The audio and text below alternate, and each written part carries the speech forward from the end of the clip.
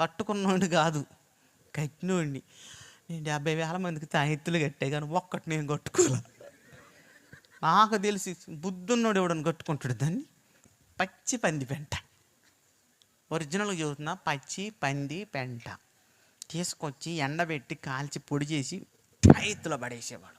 అది ఆడ పెట్టేవాళ్ళు 100 రూపాయలు. ఇది ఈ విధంగా కళ్ళ కొద్దుకొని ఎట్ట కట్టుకునేవాళ్ళు. కట్టుకొని మేము తాయెత్తులు కట్టేవాళ్ళం. తాయెత్తు అంటే ఎట్టా ఆయన ఇంత జలంసులేరు గొట్ట ఉంటుంది, జాగ్రత్తగా వినాలి. ఇక్కడ కూర్చున్న మందలో తాయెత్తు మంద జాగ్రత్తగా వినాలి. ఎందుకంటే మీ కొరకే నేను ఇవాళ వచ్చింది. ఫ్రెష్ల మాట. నువ్వు పగల కొట్టద్దు, చెప్పేది నువ్వు. పగల కొట్టేవాడికి ఇంత రేకు దొరికిద్ది. మన హిందూ సహోదరులు ఏమంటారు, అక్షరేఖ అంటారు. ఆ రేఖలో కొన్ని అక్షరాలు ఉంటాయి, మనకు తెలియదు. కానీ మేము ఏం చేసామంటే భూత వైద్యులంగా ఒక్కొక్క తాయెత్తులు 200 దెయ్యాలు పెట్టేవాడు. ఎన్ని దెయ్యాలండి? తాయెత్తులు 200 దెయ్యాలు ఉంటాయి. పందుల్లోకి ఎన్ని దెయ్యాలు పోయినాయి చెప్పండి? 2000 దెయ్యాలు. ఒక దెయ్యం అంటది నా పేరు సేన, మేము అనేకులం అంటది.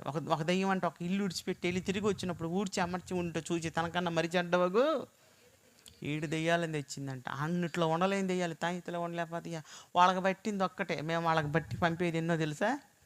200. ఇప్పుడు సమస్య పెరిగిద్దా తరిగిద్దా? తెల్లరి బయటకు వచ్చేవాళ్ళు నువ్వు ఏమంటా కట్టినవు కానీ నాశనం అయిపోయింది. రాత్రి అంతా నిద్రలేదయ్యా, ఒళ్ళంతా నొప్పులయ్యా, ఎవడో మీద పడి కొరుకుతుండయ్యా. ఇదిగా నీకు తగ్గదులే కానీ తాగితే పోయేది కాదు. మరి ఏం చెయ్యాలయ్యా? నల్లకోడుందా? అలలియా నల్లకోడా మా దగ్గర లేదు. మా దగ్గర ఉంది, కొనుక్కో. ఎంత అయ్యా? ఎక్కువేం కాదు, 500. దేనికి స్తోత్రం. మా దగ్గర 10 కోళ్ళు ఉండే, రోజు అమ్మేవాళ్ళం.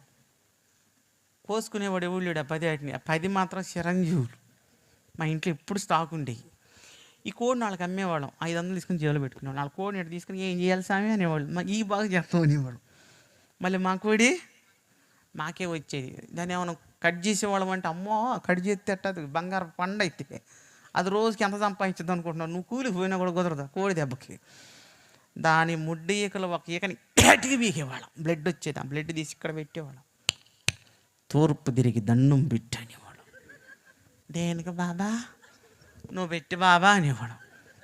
ఇట తిరిగి దండం పెట్టేవాడు. మా తాట ఎంత పడుగు తాటి బద్దిచ్చేవాడు. ఎట్ట జరుగుతుందో తెలియదు. 3 దెబ్బలు.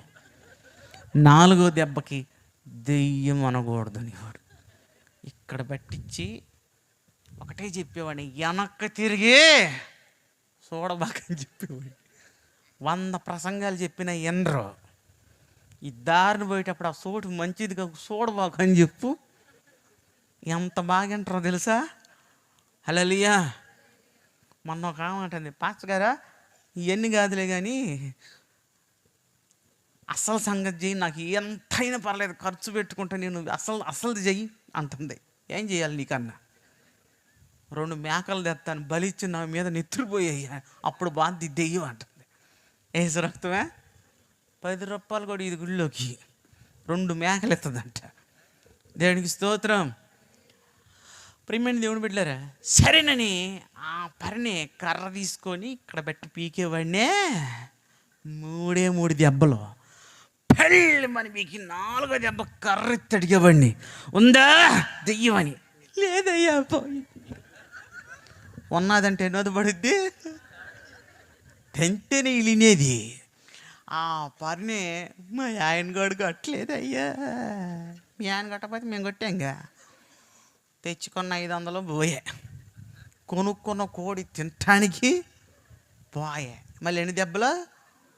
కూస్తి కాదు దెబ్బ, వారం పట్టిద్ది వాపు తగ్గటానికి. అట్ట జరిచేవాడిని నేను. అప్పుడు వయసులో ఉన్న 18-19 సంవత్సరాల వయసులో. ఆ పనినే వెళ్ళిపోయేవాళ్ళు. ఆ పని వెళ్ళిపోయేవాళ్ళు. వాళ్ళ ఊరు పోగానే, యావే స్వామి దగ్గరికి వెళ్ళి వచ్చినవంటగా నీకు ఎట్టుంది? ఏం చెప్పేది సాక్ష్యం మీకే కదా, వాళ్ళకి కూడా వచ్చి సాక్ష్యాలు చెప్పటం. ఆ పిల్లగాడ జరిసిండే ఒంట్లో అన్నీ పోయినాయి అనేది. అయితే నేను కూడా పోయేస్తా. పోయిరా. ఎందుకంటే 2 దన్నులు తిందగా దీన్ని కూడా వేపియాలి 4 కోటింగ్ అని. పేం కాదు కచ్చా. ఆ మధ్యాహ్నం రావటం మొదలుపెట్టారు.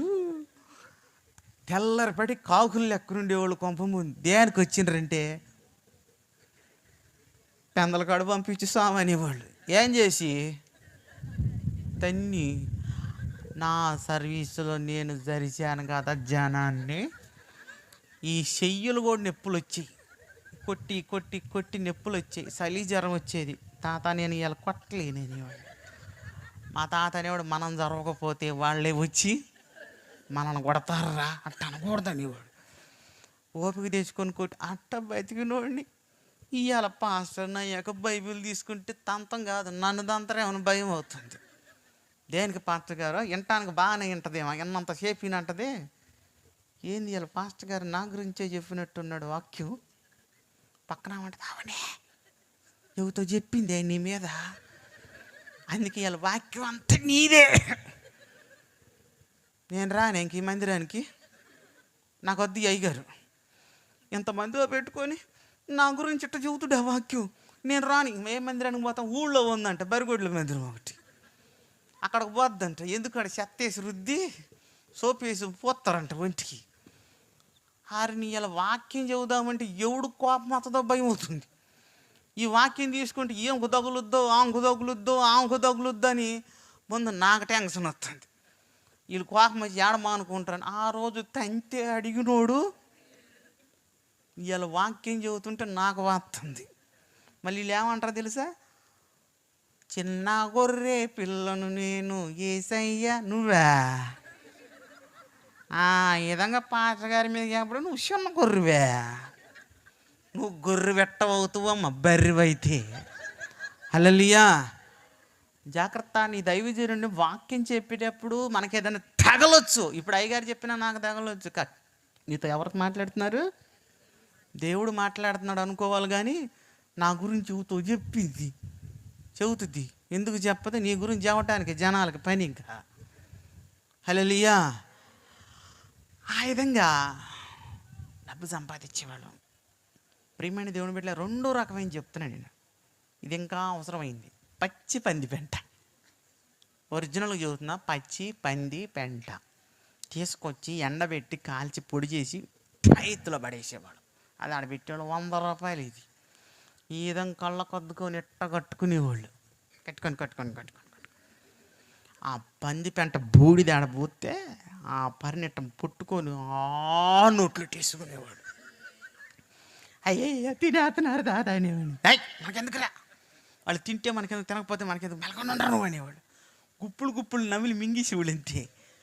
నేనైతే కొన్ని 100 మందికి తినబెట్టా. ప్యామింది కాదు, పంది పెంట. ఆ పని తిని పడేసేవాళ్ళు. అబ్బా ఎంతమంది తినరు లెక్కలేదు. ఇవాళ యూట్యూబ్లో నా సాక్ష్యం అంటున్నారు, అరే ఈడు ఆ రోజు ఆ విధంగా పడేసి బాది ఇవాళ ఏమి లేదని నేలకి బయట పెడతాడు. వీడు ఏడుందో వాడు నెంబర్ చూడండి. హల్లెలూయా. మొన్న హామ్ ఫోన్ చేసి ఫోన్ అలా ఎత్తా, ఎవరండి అన్న. ఒరి సన్నాసి అట్ట అనకూడదు, నేను పాస్టర్ గారిని అన్న. పాస్టర్ గారు వేడా చెప్పేది వినరా అంది. రే నేను ఇంకెన్ని బూతులు తిట్టాలనిపిస్తుంది నాకు అంటుంది.